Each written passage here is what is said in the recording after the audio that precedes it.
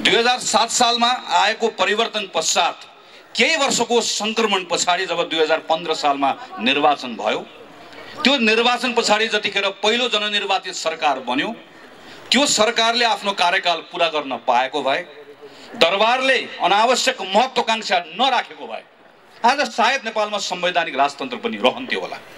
आज हामीसँग 60 वर्षको संसदीय प्रजातन्त्रको इतिहास हुन्थ्यो। त्यो गरिलो इतिहास मात्र हुँदैन थियो, हामीसँग बलियो लोकतान्त्रिक चेतना हुन्थ्यो, संस्कार हुन्थ्यो र संस्थाहरू हुन्थ्यो। हामीसँग भर पर्ने अदालत हुन्थ्यो, हामीसँग राम्रा विश्वविद्यालयहरू हुन्थ्यो होला, हामीसँग लोकतान्त्रिक चेतना पनि हुन्थ्यो, त्यसलाई बोक्ने संस्थाहरू पनि हुन्थ्यो। दरबारको महत्त्वाकांक्षाले 30 वर्ष खेर गयो। अहिले पनि कहिलेकाहीँ साथीहरू कहीँ आएको युवाहरू घुमेको देख्छु, राजा आऊ देश बचाऊ, राजा आऊ देश बचाऊ भनेर भनेको देख्छु। 30 वर्ष दरबारले यही ठाउँबाट एकल शासन गर्ने मौका पायो। दरबारका विरुद्ध जो बोल्थ्यो उसलाई अराष्ट्रिय करार गरिन्थ्यो। हाम्रा कैयन साथीहरू मारिए। प्रतिपक्ष विहीन राजनीति, 30 वर्षको स्थिरता, तर 30 वर्षपछि नेपालको अवस्था के रह्यो? नेपाल 2046 सालमा जनआन्दोलन हुँदै गर्दा नेपाल संसारकै सबैभन्दा गरिब देशमध्ये, संसारकै सबैभन्दा बढी विदेशी ऋण बोकेको देशमध्येको एउटा देश थियो। तब न जनता सडकमा ओर्लिए, तब न फेरि परिवर्तनको उद्घोष भयो। 46 साल पछाडि फेरि एउटा अवसर नेपालले पायो। गल्ती हामीले पनि गर्यौँ, हामी पनि चुक्यौँ। दरबारको फेरि षड्यन्त्र, माओवादीको अनावश्यक युद्धको दुस्साहस, यसले फेरि अर्को 10 वर्ष खेर गयो। 60-65 सालको आन्दोलन, त्यो आन्दोलनबाट आएको परिवर्तन, त्यसको व्यवस्थापन गर्न अर्को 10 वर्ष लाग्यो। र यत्रो लामो आरोह अवरोह पछाडि हामीले एउटा संविधान निर्माण गर्यौँ। संविधान भनेको एउटा निर्जीव दस्तावेज मात्र होइन। अघि भीमसेन सरले संविधान देखाउनु भयो। यो संविधानमा हामी 600 मानिसले काम गरेका छौँ हो। यो संविधान यो जनआन्दोलनसँग जोडिएको छ हो, तर यो संविधान त्यो जनआन्दोलनसँग मात्र जोडिएको छैन। यो संविधान यो 4 शहीदसँग पनि जोडिएको छ। यो संविधान तपाईँ हामीले नचिनेका अरू सयौं शहीदहरूसँग जोडिएको छ। किनकि स्वतन्त्रता र समानताको, मैले अघि पनि भने सिमानाको लागि होइन, तपाईँ र मेरो सिमानाभित्र तपाईँ र मेरो सम्मानका लागि, तपाईँ र मेरो स्वतन्त्रता र समानताका लागि कैयौं साथीहरू हाँसी हाँसी बलिवेदीमा चढे। त्यो लामो आरोह अवरोह पछाडि हामी अन्तिममा एउटा निष्कर्षमा पुग्यौँ। त्यो निष्कर्षलाई दस्तावेजीकरण गऱ्यौँ र हामीले एउटा संविधान निर्माण गऱ्यौँ। यही संविधानमा टेकेर योभन्दा अगाडिको यात्रा अगाडि लिएर जाने हामीले उद्घोष पनि गऱ्यौँ। त्यसैले यो संविधानलाई राम्रोसँग तपाईले निहालेर हेर्नुभयो भने त्यहाँ मृत अक्षर मात्र होइन, त्यहाँ तपाईले कहीँ कहीँ स्पन्दनहरू सुन्नुहुन्छ, शहीदहरूको आवाज सुन्नुहुन्छ, स्वतन्त्रताको लागि गरिएका ती आन्दोलनका चापहरू तपाईले त्यहाँ सुन्न सक्नुहुन्छ। त्यसैले आज त्यस कारणले गर्दा हामीहरू भनिरहेका छौँ, यो संसदको विघटन होइन, यो संविधानको विघटन। प्रधानमन्त्री केपी शर्मा ओलीले यो संविधानमा टेकेर घर बनाउने मौका पाउनुभयो। संविधान हामी सबैले हालेको जग हो, त्यो जगमा टेकेर घर बनाउनका निम्ति मौका पाउनुभयो। म त हेड मिस्त्री हो, मिस्त्रीहरूको नायक। मलाई 5 वर्षको निम्ति जिम्मा दिइयो, हातमा अस्त्र पनि दिइयो, तर शास्त्र नपढेकोले अस्त्र चलाउन जानेन, ढङ्ग पुर्याएन, घर बनाउन जानेन, घर बनाउन सकेन। घर बनाउन नजानेर घर बनाउन नसक्नेले मैले घर बनाउन सकिनँ, घर बनाउन जानिन भन्नुपर्नेमा दिएको अस्त्रको दुरुपयोग गरेर त्यही जगमा हान्न थाल्यो, त्यही जग भत्काउन थाल्यो। अनि वरिपरि रहेका आसेपासेहरू, धुपौरीहरूले प्रभु तपाईँले गल्ती गर्नुभयो, तपाईँलाई जिम्मा त घर बनाउन दिएको, तपाईँलाई दिएको घनले तपाईँले यसलाई इट्टा फोडेर माथि पर्खाल लगाउनु होला भन्न ठानेको, तपाईँले जग भत्काउन थाल्यो भन्नुपर्ने ठाउँमा धुपौरे हेर्नुहोस् त, देशभरि प्रधानमन्त्री हिँड्नु भएको छ, क्या बात, क्या भत्काउनु भयो, क्या भत्काउनु हो भनेर वरिपरि भएको तपाईँ हेर्नुहुन्छ, थरीथरीका देख्नुहुन्छ। अनि प्रधानमन्त्रीलाई के लागिरहेको छ भने जसरी मेरो वरिपरि हिँड्नेहरूले मैले गरेको कदमको प्रशंसा गरिरहेका छन्, यसै गरिकन जनताले प्रशंसा गरिरहेका छन्। क्षमा गर्नुहोला प्रधानमन्त्रीजी, तपाईँ नेपाली जनताको अवमूल्यन गर्दै हुनुहुन्छ, अहिलेको युगको अवमूल्यन गर्दै हुनुहुन्छ। केही वर्ष पछाडि जब तपाईँ इतिहास बन्नुहुन्छ, त्यो बेलामा नेपाली जनताले तपाईँलाई कसरी सम्झनेछन्, एकपटक आज राति बालुवाटारमा सुत्दै गर्दा आँखा चिम्म गरेर एकपटक सोच्नुहोस्, तपाईँलाई कसरी सम्झनेछ। तपाईँलाई नेपाली जनताले यत्रो 50औं वर्षको आरोह अवरोह पछाडि एउटा संविधान निर्माण गरेर नयाँ युगको सुरुवात गर्ने मौका पाएको अभूतपूर्व अवसर पाएको एउटा प्रधानमन्त्री जसको सनकको कारणले गर्दा सिङ्गो देशलाई दुर्घटनामा पुर्याइदिने एउटा पात्रको रूपमा तपाईलाई सम्झनेछ। तपाईलाई नेपाली जनताले केही पनि थाहा नभएको तर मलाई थाहा छैन भन्ने थाहा नभएको एउटा अयोग्य पात्रको रूपमा तपाईलाई सम्झनेछ। तपाईलाई नेपाली जनताले सिङ्गो संविधानलाई विघटन गर्ने एउटा पात्रको रूपमा सम्झनेछ। तपाईलाई नेपाली जनताले जनताको मतको अपमान गर्ने एउटा पात्रको रूपमा सम्झनेछन्। नेपालको इतिहासको पानाहरू लेख्दै गर्दा जनताको अधिकारको लागि लड्ने पात्रहरूको पानामा प्रधानमन्त्री केपी शर्मा ओलीको नाम लेखिने छैन। तपाईलाई कसैले पनि त्यो पाना पल्टाएर त्यहाँभित्र तपाईको नाम खोजे भने कसैले भेट्ने छैन। तपाईको नाम कहाँ लेखिनेछ? तपाईको नाम नेपाली जनताको अधिकार खोज्ने शासकहरूको पंक्तिमा लेखिनेछ। त्यसैले तपाईको बारेमा धेरै चिन्ता छैन। तपाईका धुपौरीहरूको बारेमा त केही भन्नु पनि छैन। चिन्ता तपाईको होइन, प्रश्न तपाईलाई मात्र होइन, प्रश्न भोलि हामीलाई पनि हुन्छ। चिन्ता आज आफ्नै गर्नुपर्ने बेला आएको छ। त्यो बेलामा इतिहासले हामीलाई पनि प्रश्न गर्नेछ। त्यो बेलामा नेपाली कांग्रेस के गरिरहेको थियो भनेर प्रश्न गर्नेछ। त्यो बेलामा नेपाली कांग्रेसले भन्न पाउँछ प्रधानमन्त्री केपी शर्मा ओलीको कदमलाई असंवैधानिक कदम हो भनेर ढक्क उभिएर बसेको थियो भनेर भन्न पाउँछ। तर भन्न पाउने हक र अधिकारलाई हाम्रै केही साथीहरूले अल्मलाइदिनु भएको छ कि लड्डु कांग्रेसहरू मैदानमा आउनु भएको छ। यो हातमा पनि लड्डु, त्यो हातमा पनि लड्डु। लड्डु कांग्रेसहरूको कारणले गर्दा आज कांग्रेसमाथि नै प्रश्न उठेको छ। यो प्रश्नलाई पनि भोलि उठ्न नसक्ने गरिकन ठेचारेर हामी अगाडि बढ्नुपर्नेछ।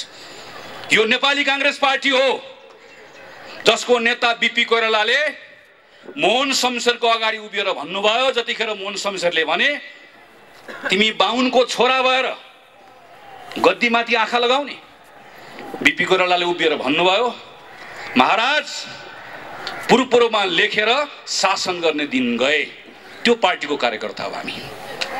30 वर्ष पञ्चायतमा दुर्गानन्द झादेखि योगेन्द्रमान शेरचनसम्म एकचोटि निवेदन लेखेको भए, एकचोटि लेखेको भए मन्त्री प्रधानमन्त्री हुन पाउँथे। झुन्डिए, गोली खाए, मन्त्री प्रधानमन्त्री बन्न कोही पनि तयार भएनन्। एउटा चुनावको हिसाब किताब गरेर बस्छौँ हामी। चुनाव जित्ने कुरा एउटा राजनीतिक दलले सोच्नु हुँदैन होइन। तर के एउटा चुनाव जित्ने वा हार्ने कुरा मात्रैका निम्ति नेपाली कांग्रेस पार्टी बनेको? आज खेल मैदानमा जाँदै गर्दा अर्कोपट्टिको मैदानमा भएका खेलाडीहरू आफै एकअर्कालाई हान्दैछन्।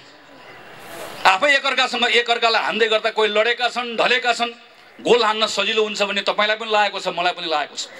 तर गोल हान्न सजिलो हुन्छ भन्ने लाग्दै गर्दा यति त ध्यान पुर्याउँ, खेल मैदान रहेन गोल हान्नुला। खेल मैदानै रहेन भने गोल कहाँ गएर हान्ने हो? अनि त्यो खेल मैदान राख्ने पद्धतिका निम्ति लडेर आएको कांग्रेस होइन यो।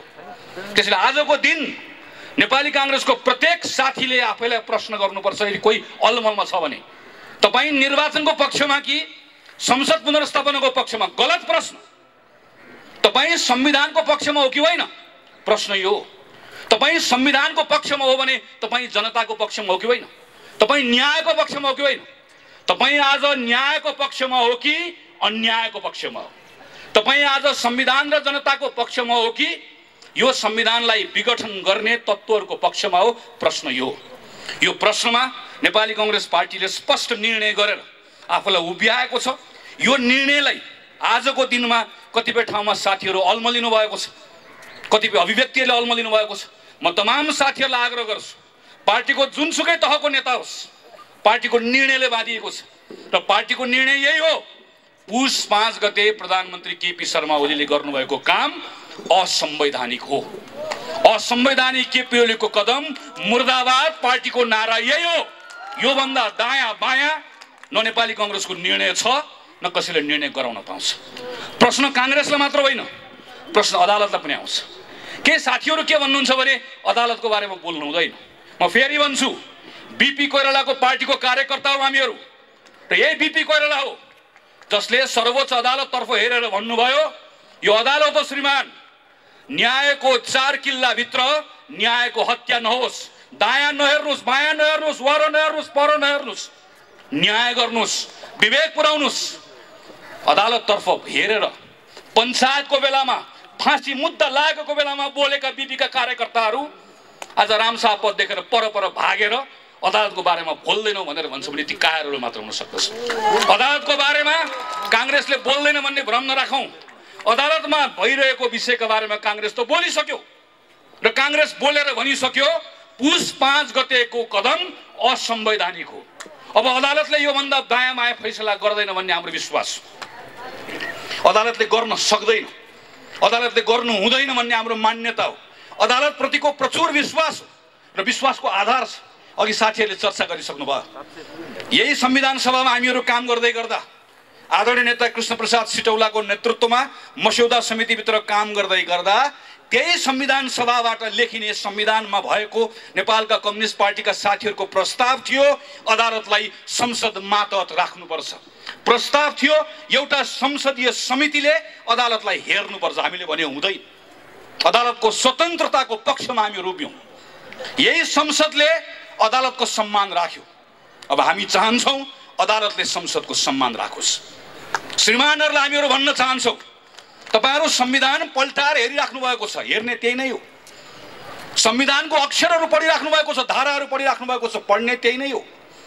तर संविधानको धाराहरू त्यो अक्षरहरू शून्यबाट आएका होइनन्। त्यसको सृजना कहाँबाट भयो, त्यो कहाँबाट आयो, कहाँबाट जन्मियो, त्यही संविधान सभाबाट जन्मियो। त्यो दुईटा संविधान सभामा काम गरेर आएको सदस्य हुँ म।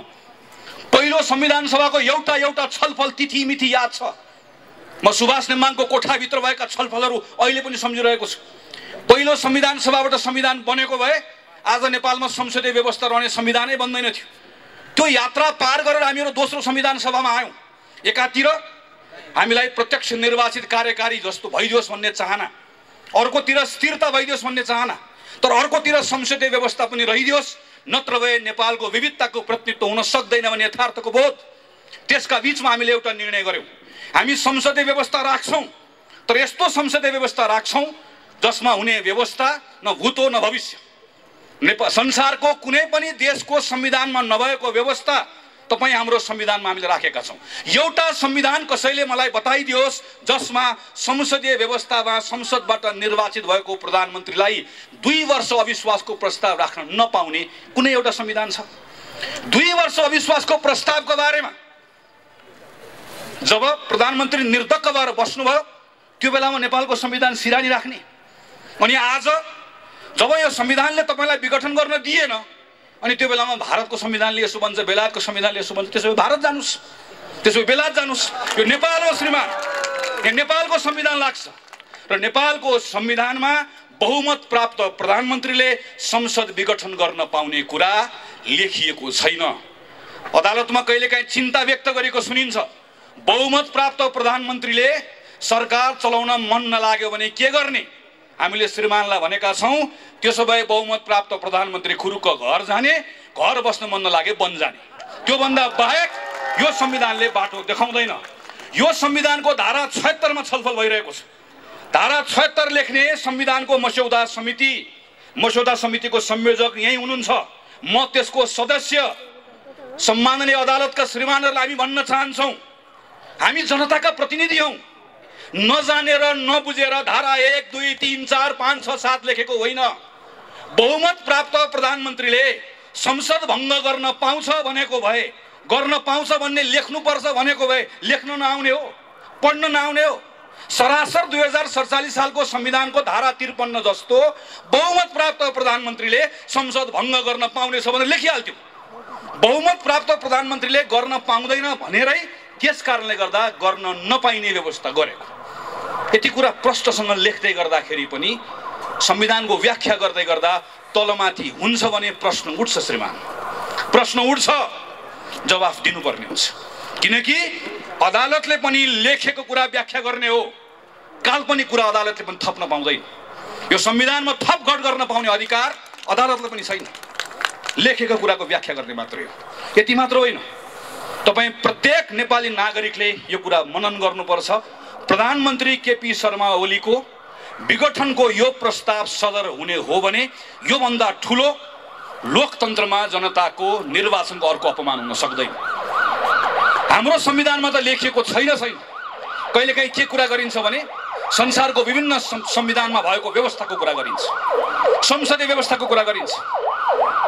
हाम्रो संविधानमा नलेखेको तर संसदीय परम्पराको कसैले बहस गर्छ भने पनि एकपटक पल्टाएर हेरौँ। एउटा संसद विघटन गरेको घटना कसैले मलाई बताइदियोस् जहाँको प्रधानमन्त्रीले के भन्छ भने यो संसदमा सम्पूर्ण रूपमा मेरो बहुमत थियो, संसदमा मलाई केही पनि समस्या भएको थिएन, तर राति सुतेको बिहान उठ्दै गर्दा भङ्ग गर्न मन लाग्यो, मैले भङ्ग गरिदिएँ। प्रधानमन्त्रीको पत्रले योभन्दा अरू केही भन्छ? तपाईँले पत्र पढ्नु भएको छ एकपटक? प्रधानमन्त्री के भन्नुहुन्छ भने मलाई 2/3 बहुमत चाहियो, त्यस कारणले गर्दा मैले संसद भङ्ग गरिदिएँ। अब 2/3 बहुमत दिनुस्।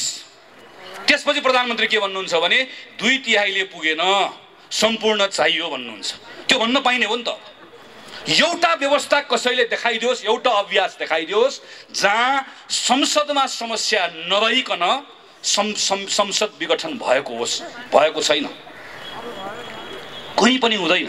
हाम्रोमा त पाइँदैन, पाइने ठाउँमा पनि हुँदैन। संसदमा समस्या आएपछि बल्ल संसद भङ्ग गर्ने अभ्यास संविधानमा व्यवस्था भएका देशहरूमा छ, हाम्रोमा त त्यो पनि छैन। त्यसैले हामी श्रीमानहरूतर्फ फर्केर भनिरहेका छौँ, केही हेर्नु पर्दैन, हाम्रो संविधान मात्र हेरिदिए हुन्छ। प्रधानमन्त्रीले अदालतमा चलिरहेको कुरालाई तमासा भनेर भन्नुभयो।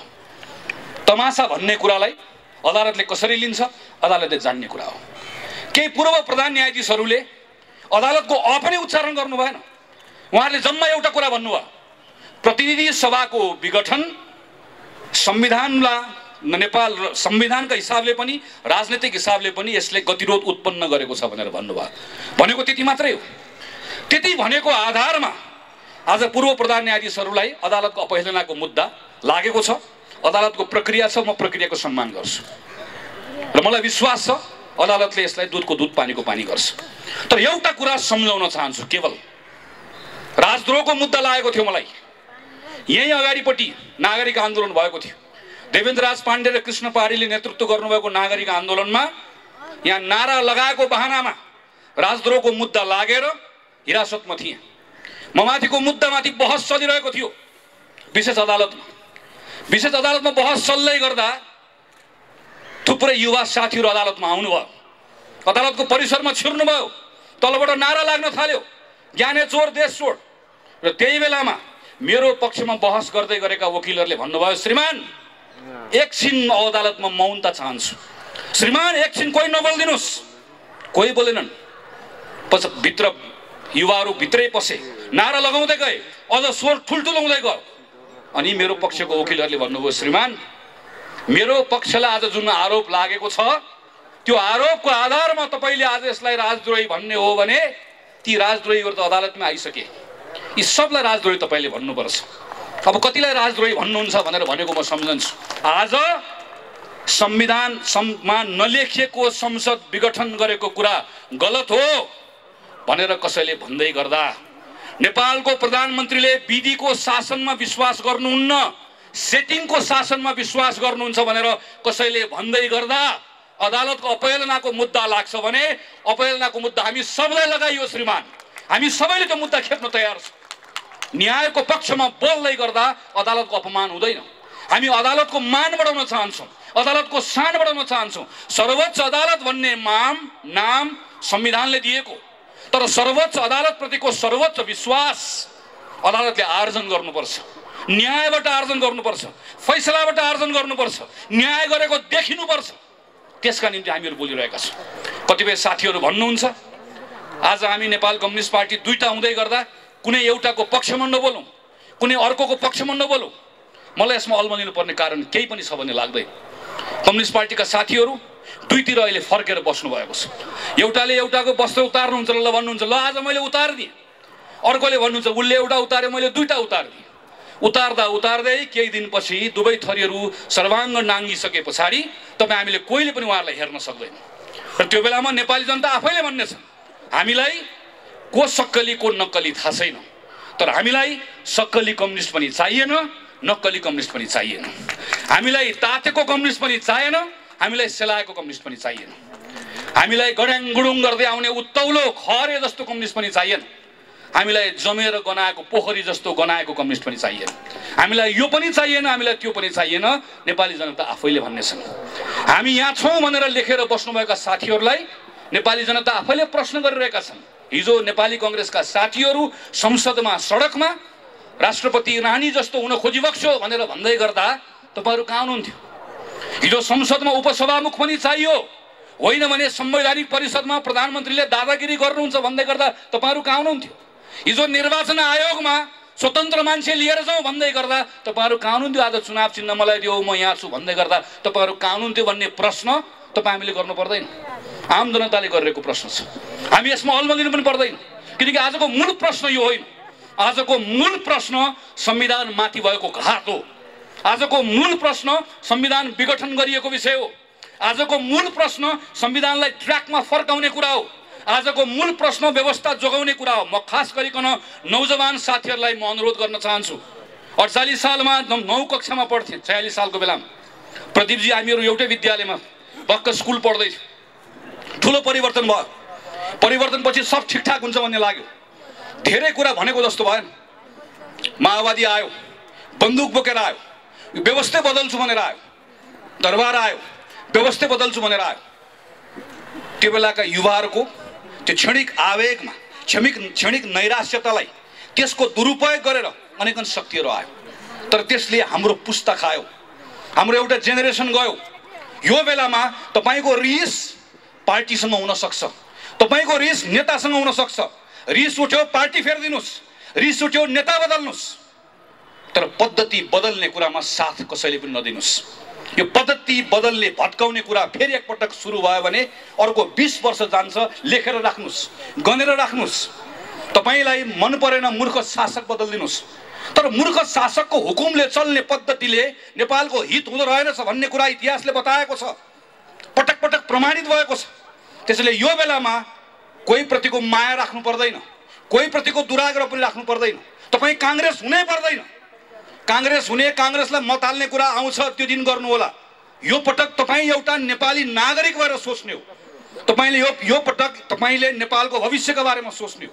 यो बेलामा तपाई बोल्ने जसरी गंगालाल 22 वर्षको उमेरमा 22 वर्षको उमेरमा एउटा युवक भोलि गएर तपाई र मैले उज्यालो देख्न पाउला कि नपाउला भनेर बोले मात्र होइन गोली खाए। तपाई आज तपाईका लागि, तपाईको भविष्यका लागि, हाम्रो देशका लागि, हाम्रो भविष्यका लागि बोल्न तयार हो कि होइन? बाहिर मैदानमा आउन तयार हो कि होइन? त्यसैले म एउटै कुरा भनेर आग्रह गरेर टुङ्ग्याउन चाहन्छु। विनोद विक्रम केसी, कवि विनोद विक्रम केसीको कवितालाई थोरै मैले आफ्नो हिसाबले बनाएको छु। टाउकोमा लाठी खान तयार रहनुस्, टाउकोमा लाठी खान तयार रहनुस्, ढाडमा बुट खान तयार राख्नुस्।